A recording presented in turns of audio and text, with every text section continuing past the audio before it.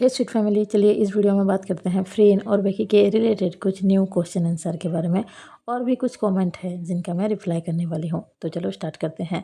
पहला क्वेश्चन है, मैम क्या फ्रीन और बेकी एक साथ एयरपोर्ट पर नहीं गई थी क्योंकि दोनों एक साथ नज़र नहीं आई हैं? तो देखो, बात ये है, जितना मुझे पता है मैं उस हिसाब से बोल रही हूँ।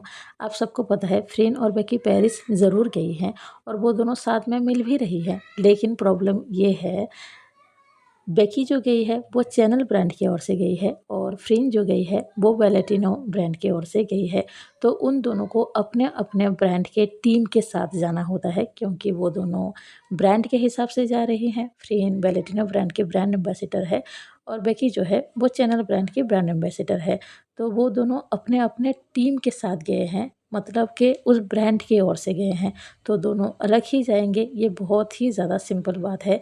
और आप सब कुछ ज़्यादा ही सोच रहे हो इसके बारे में, पर आप सब सोचो, जब फ्रीन और बेकी बाहर कंट्री में जाती हैं, अगर इस तरह के इवेंट में नहीं जाते हैं, मतलब कोई फैशन इवेंट में नहीं जाते हैं, तो आप जब भी देखोगे फ्रीन और बेकी साथ में ही जाते हैं। तो मेरे हिसाब से आप सबको ज़्यादा सोचने की ज़रूरत नहीं है, क्योंकि कुछ भी चेंज नहीं हो रहा है। अब इस कमेंट को देखो, ये भी सेम कमेंट ही है। ये लिखती हैं, मैम फ्रीन बेकी दोनों अलग अलग पेरिस गई हैं। जैसे कि अभी मैंने आंसर दिया, सेम ही है।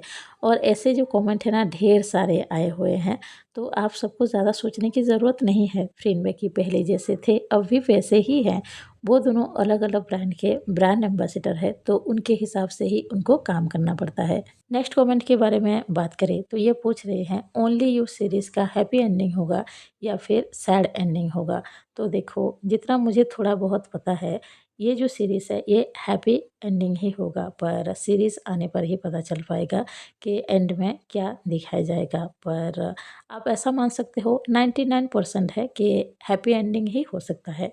नेक्स्ट कमेंट के बारे में बात करें तो ये काफ़ी लंबा कमेंट है और इनका कमेंट पढ़कर मुझे जितना समझ में आया है, ये कह रही हैं, ये एक पर्सन से लव करती हैं, पर इनको थोड़ा-सा गलत भी लग रहा है।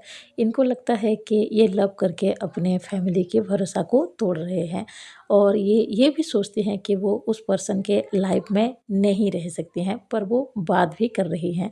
तो देखो, इस तरह के सिचुएशन में तो खुद के हिसाब से ही डिसीज़न लेना पड़ता है, लेकिन फिर भी आप अपने मॉम डैड से, अपने पेरेंट्स से बहुत ज़्यादा लव करते हैं। आपके कमेंट से ही पता चल रहा है।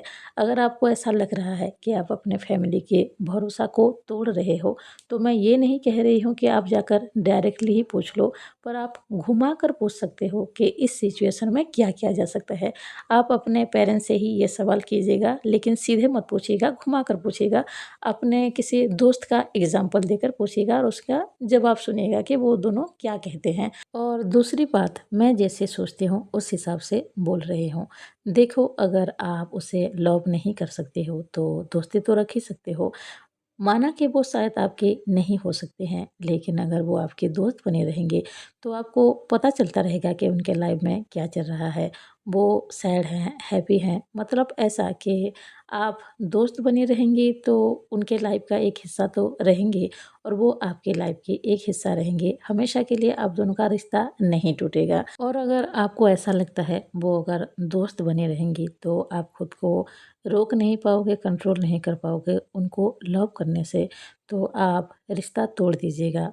हाँ, 2-4 महीने ज़रूर तकलीफ़ होगी, लेकिन धीरे-धीरे आप मूव ऑन कर जाओगे, क्योंकि आपके पेरेंट्स वो पर्सन है जो आपसे बहुत ही ज़्यादा लव करते हैं, क्योंकि ज़िंदगी एक जगह पर नहीं रुकती है। मैं अपने लाइफ़ के एक्सपीरियंस के हिसाब से कह रही हूँ, तो अपने हिसाब से सोच समझ कर ही डिसीज़न लीजिएगा, क्योंकि आपको खुद के बारे में, अपने मॉम-डैड के बारे में और अपने सिचुएशन के बारे में मुझसे ज़्यादा पता है। तो अभी इस वीडियो में बस इतना ही।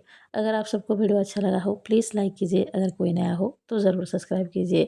कमेंट बॉक्स में आप कोई भी सवाल हो तो ज़रूर पूछ सकते हो। अगर मुझे उसके बारे में कुछ भी पता होगा तो मैं ज़रूर आंसर दे दूँगी। तो मिलते हैं नेक्स्ट वीडियो में। अभी के लिए बाय बाय। Thank you.